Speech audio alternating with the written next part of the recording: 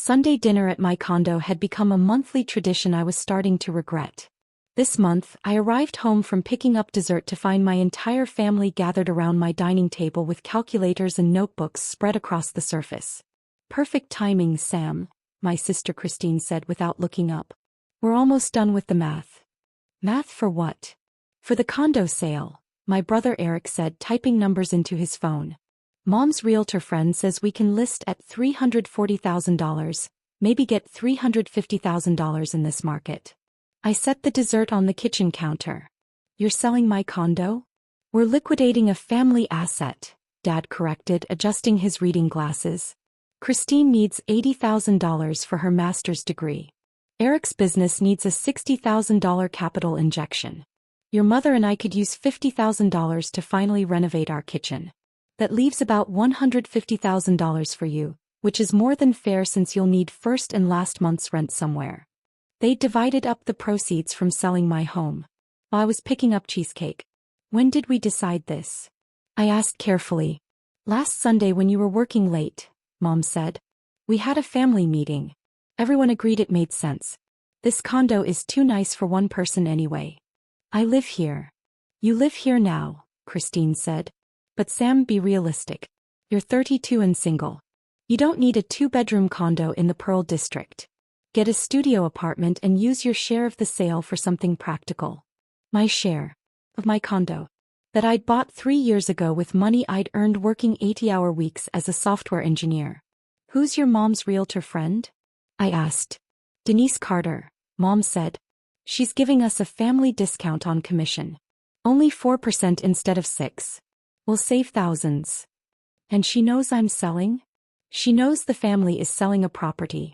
She's coming by Wednesday to do the assessment and take photos of my condo that you don't own." "Sam, don't start with the technicalities," Dad said. "The down payment came from your grandfather's life insurance. That was family money. Grandfather's life insurance had paid out $40,000, split equally between his 3 grandchildren. I'd received $13,000. I'd used it as part of a $70,000 down payment on this $300,000 condo. The rest came from my savings. But in family mythology, my grandfather had somehow bought me the entire condo." "I need to make a phone call," I said. "Start dinner without me." In my bedroom, I dialed my building manager, Tom Chin. But Tom wasn't just the building manager. He was also the building owner, a detail my family had never bothered to learn. "Tom, it's Sam. I need a favor. Can you come by my place in about 20 minutes? I'm having a situation." "What kind of situation?" "The kind where my family is planning to sell my condo without my permission and I need the actual building owner to set them straight." Tom laughed. "I'll be there in 15. Hold up." When I returned to the dining room, they'd moved on to discussing staging strategies. "We'll need to remove your gaming setup," Christine was saying. "It makes the second bedroom look cluttered. Buyers want to see it as a nursery or home office." "My gaming setup in my second bedroom." "The spare bedroom," Eric corrected. "Which you barely use." "Mom's right. This place is wasted on you." "How is it wasted? I live here. I work from here 2 days a week. I use both bedrooms." "But you could use less," Mom said. "While Christine is struggling to afford her education. While Eric's trying to build a business. Family helps family, Sam. By giving up their homes. By making sacrifices for the greater good," Dad said. "Your grandfather would want his life insurance money used to help everyone, not just you." "His life insurance paid $13,000 toward my down payment. I paid the other $57,000. Plus closing costs. Plus 3 years of mortgage payments, HOA fees, property taxes and insurance." "Still," Christine said, "without Grandpa's money, you wouldn't have qualified for the mortgage. So really he bought you the condo. Now we need our share." The doorbell rang. "Who's that?"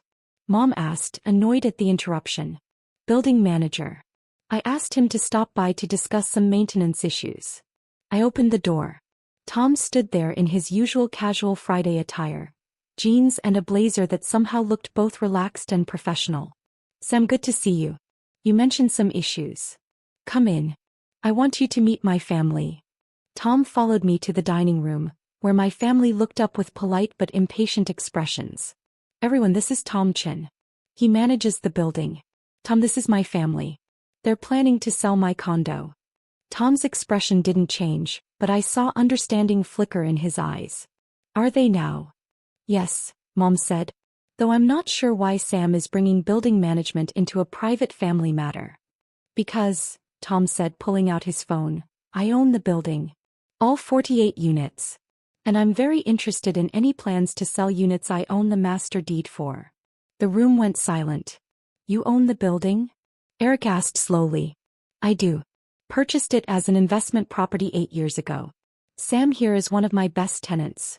Always pays on time, maintains the unit beautifully, never causes problems. Tenants. Christine's voice cracked. Sam's a tenant? Well, technically Sam is a leaseholder with an equity arrangement. But let me show you something.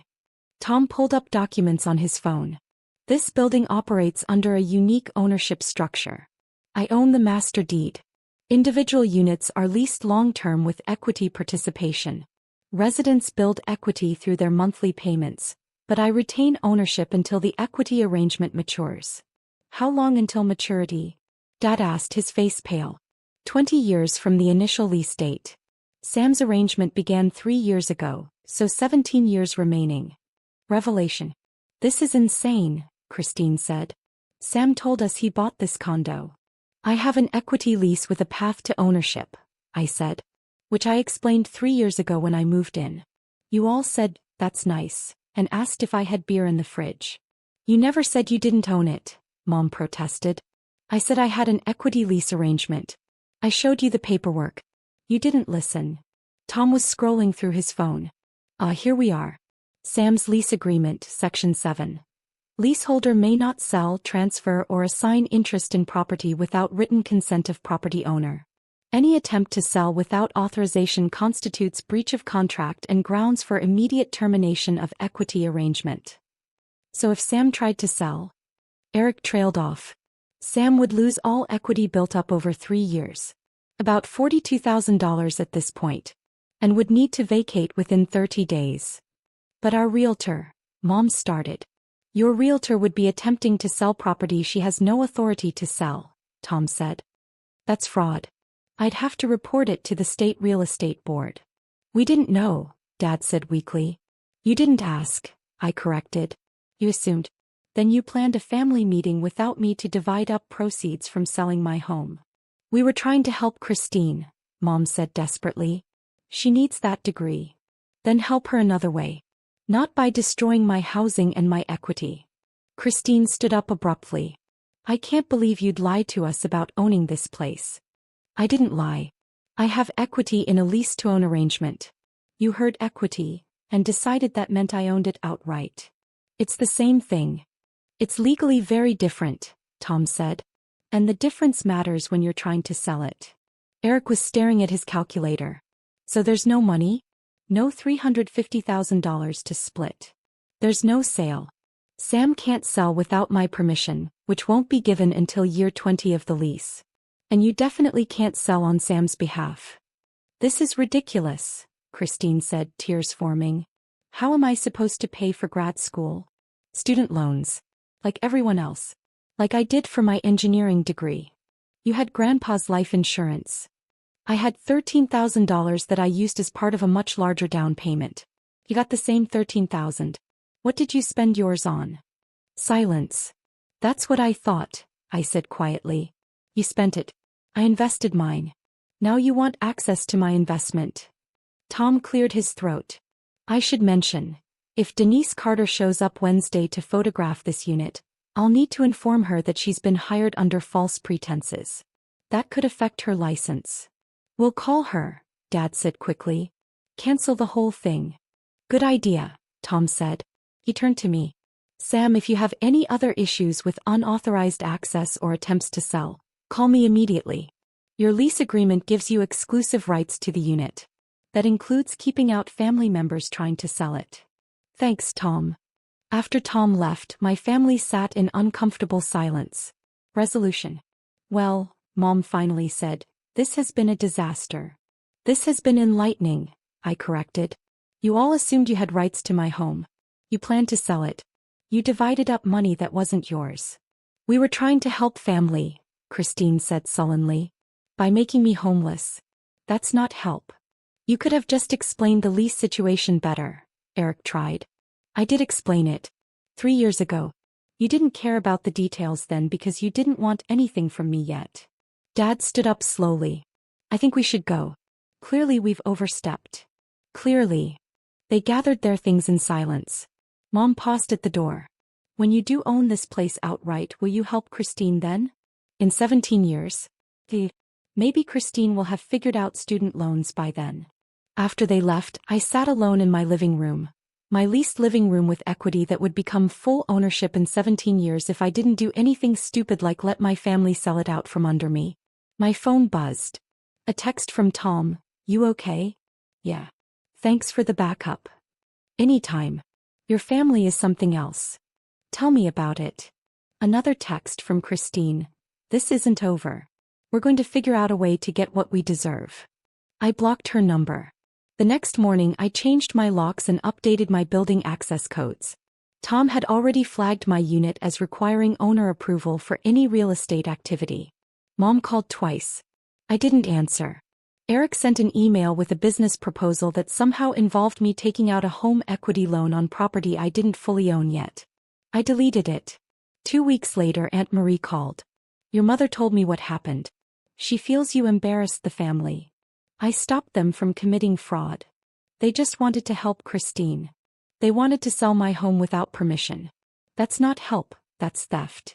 Family doesn't steal from family. Then what do you call planning to sell someone's home and split the money while they're picking up dessert? She didn't have an answer for that. 3 months later, I heard Christine had gotten a graduate assistantship that covered her tuition. Eric's business had folded and he'd gotten a regular job.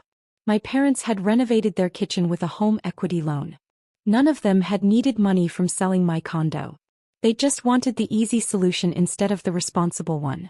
I sat in my living room, the living room I'd have full ownership of in 17 years, the living room my family had tried to sell for parts, and felt grateful for lease agreements, building owners who answered their phones, and the legal difference between equity and ownership. My family had learned that difference the hard way. And I'd learned to keep my lease documents handy for the next time they decided family money meant their money. Tom texted me a few days later. So your family tried to contact the HOA about your unit. I shut it down. You're good. I smiled and replied, best landlord ever. Best tenant ever. Keep paying on time and in 17 years, this place is all yours. Counting the days. My condo. My lease. My equity. My boundary. And finally my family understood they couldn't sell what they didn't own, no matter how much they needed the money.